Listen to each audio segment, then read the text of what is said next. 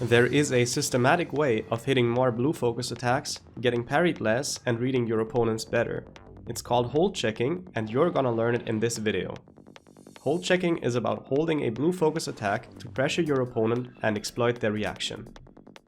The most basic thing you should do is be the first to hold a blue focus attack and cancel it before it releases at the end of your hold. Common ways to cancel are dodge, jump, and crouch. While you do that, and possibly repeat it a few times, you observe what the enemy does. Some enemy reactions give you valuable information about their habits, while others are immediately punishable. For example, if your enemy always parries at your 1.0 timing, you start holding your blue until right before you think they will parry again, and then you hold dodge into a half-charged light attack to gain priority once you confirm the parry. This is the parry baiting technique I mentioned in the combat guide, and it only works if you somewhat predict their parry. You cannot fully react to it. If you delay even your dodge until you see the parry, your light attack will come out too late to catch your enemy. So it's better to preemptively dodge into a fresh blue hold and release a half-charged light attack when you see the parry. You can also observe other things about your enemy. Some players have a habit of always tap dodging or always hold dodging in the same direction. You can punish predictable movement like that by timing and spacing your light attacks or half-charged light attacks systematically to gain priority. Sounds good, but hold checking is even more powerful. Let's talk about ways to immediately react punish your enemy. If your enemy chooses to parry against your hold, you simply release your blue focus attack directly as a reaction to their parry. With the right timing and spacing, you will hit the opponent after their parry while they are in animation lock. Some weapons and attacks are particularly well suited for this, such as the longsword horizontal focus or the greatsword B2. Extremely slow attacks or attacks from a very long distance do not work. If they choose to light attack you late into your blue hold, you can release your blue focus attack immediately. If you're fast enough, the enemy will be animation locked and unable to parry. If they choose to hold as well, you can hold until your enemy reaches their 1.0 focus attack timing, and then you release. This timing is good because they will be unable to scissor parry. If they try to scissor parry regardless, it will release as a blue focus attack and clash with you, so you don't really lose anything. If they keep holding or input one of the slower parries, they will get hit. The only way they can properly parry you is by predicting your release and jump or crouch parrying around their 0.8 timing. Good players know how to do this, so against them it will be a mind game.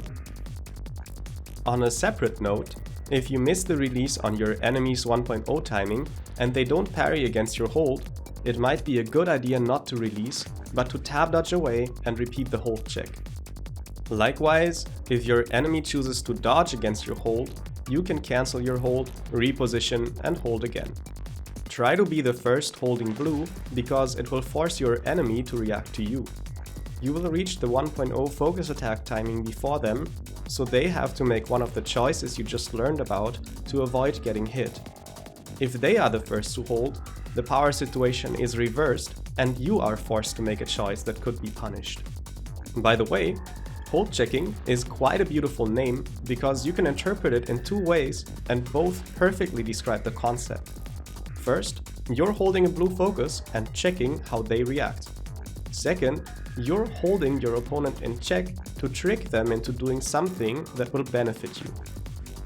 The general advice for solos is to use hold checking to generate information about your opponent and use it to parry bait or punish dodges. Mix it up with half charges to confuse your enemy. Don't release too many blue focus attacks or overuse parry, which can get punished easily. The general advice for trios is to hold longer and parry more. Trio revolves heavily around blue focus and parries because light attacks and combos take too much time to kill and are easily interrupted by others.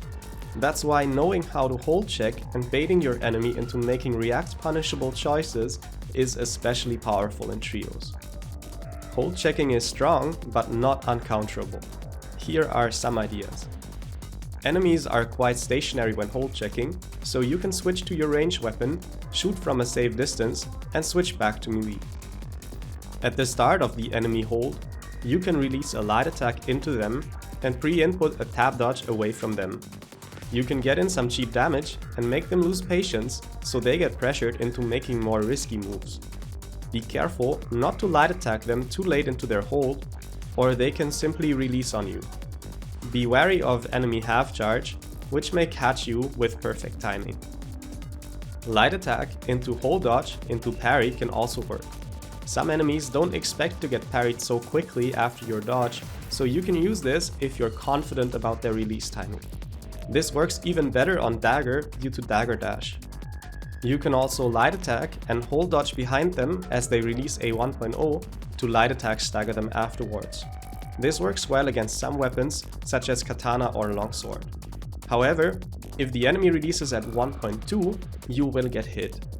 And it does not work against dual blades with their 360 attack or staff and nunchucks with their chasing attacks, for example.